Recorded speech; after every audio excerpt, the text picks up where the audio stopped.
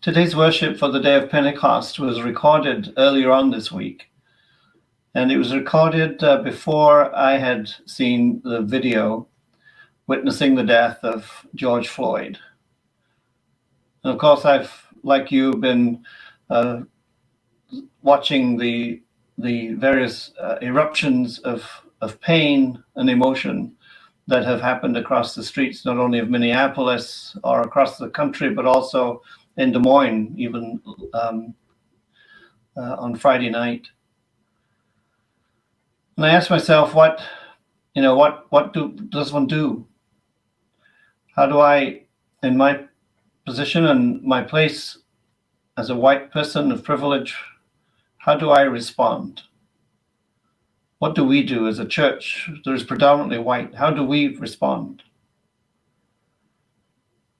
I am impacted, my family is impacted by this in a very direct way. My wife is African American.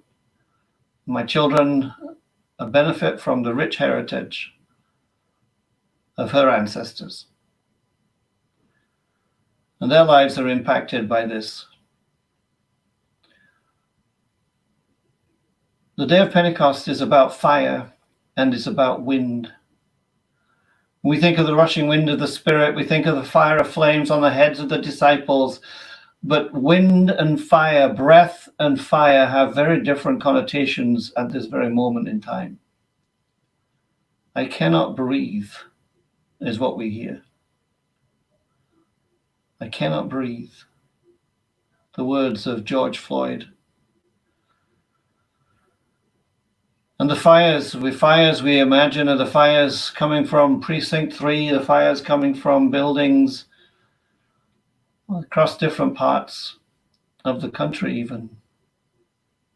Fires of outrage, fires of anger, fires of deep, deep hurt.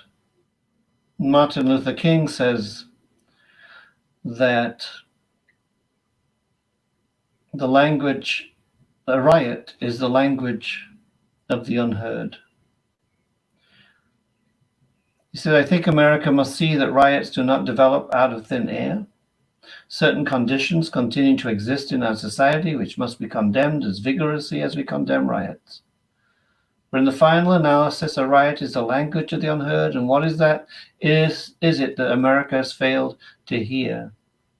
It has failed to hear that the plight of the Negro poor has worsened over the last few years, King continued. It has failed to hear that the promises of freedom and justice have not been met, and it has failed to hear that large segments of white society are more concerned about tranquility and status quo than about justice, equality, and humanity. So we're invited to learn. We're invited to listen.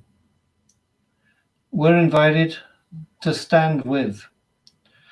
We're invited to do no harm, to explore our own biases and prejudices, to listen and trust when people of color share about their experiences. We're invited to stay curious, to read and learn,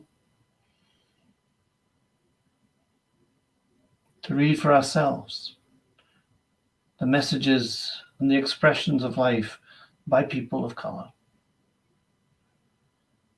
We're invited to actively learn about those things going on in our own community. And this weekend, here in Des Moines, especially today and tomorrow, tonight a vigil around in the statues, the sculpture park in Des Moines, and then at the Capitol building tomorrow at 6:30.